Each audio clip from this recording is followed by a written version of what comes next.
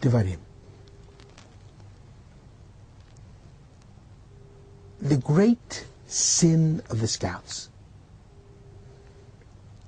was the sin of their not having agreed to the conquest of Israel.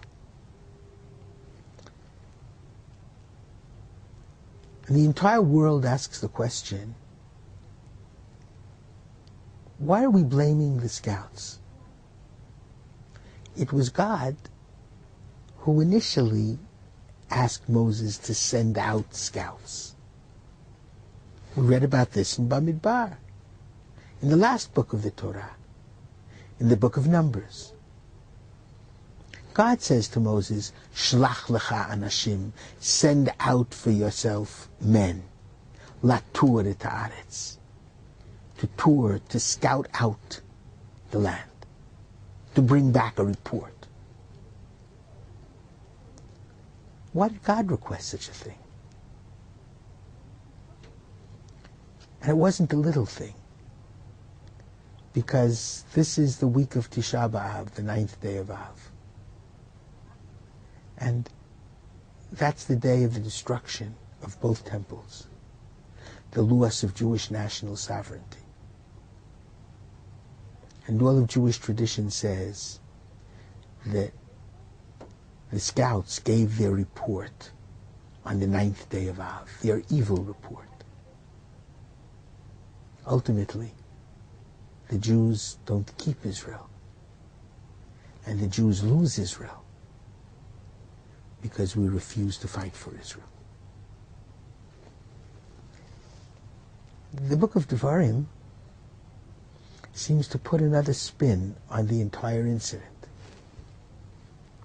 In chapter 1, verse 22, when Moses is recapping the history, Moses says, "And all of you came near unto me, and said, let us send out men before we begin our conquest.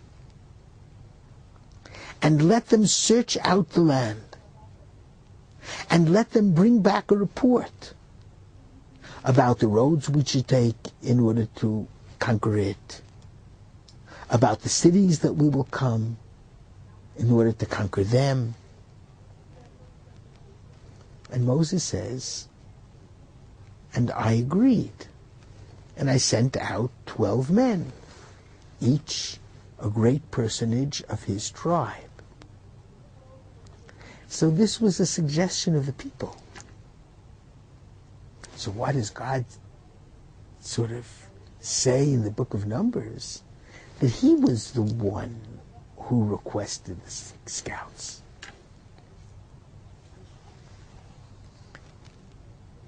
And I really believe that the interpretation is a very important one. Initially, when we had to leave Egypt, God was most dominant about making certain that the Israelites left, about forbidding them to stay in Egypt, forbidding them to stay in the desert, insisting that eventually they were to conquer the land of Israel. And that's because the Jewish people were merely in their diapers and couldn't have been expected to know more or to do more. God had to play a leading role. However, in the book of Exodus chapter 34, when God gave Moses the second tablets together with the oral law, the difference between the second tablets and the first tablets was that the first tablets were the work of God. The second tablets were hewn out by Moses. The second tablets included the oral law involvement of the leadership of all generations. The second tablets taught Moses that the Torah could not be God's Torah, and it couldn't even be Moses' Torah or Moses' generation's Torah. The Torah had to belong to every generation. And every generation must be empowered to add to Torah, to interpret Torah, to make Torah their Torah, and make Judaism their religion. And God understood, after the worship of the golden calf, the first sin of the desert, that without that Jewish empowerment we will not succeed. And therefore, God, in effect, told Moses, listen to what the people asked you to do before. The people are going to have to decide to conquer the land of Israel.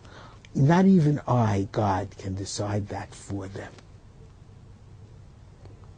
And you, Moses, must take the people's will into account. You must send out the 12 men. You must be bound to their report. Because after the sin of the golden calf, God understood that it would be a Torah of all the people, or the Jewish nation would not be able to prevail. Thank you very much. Shabbat Shalom.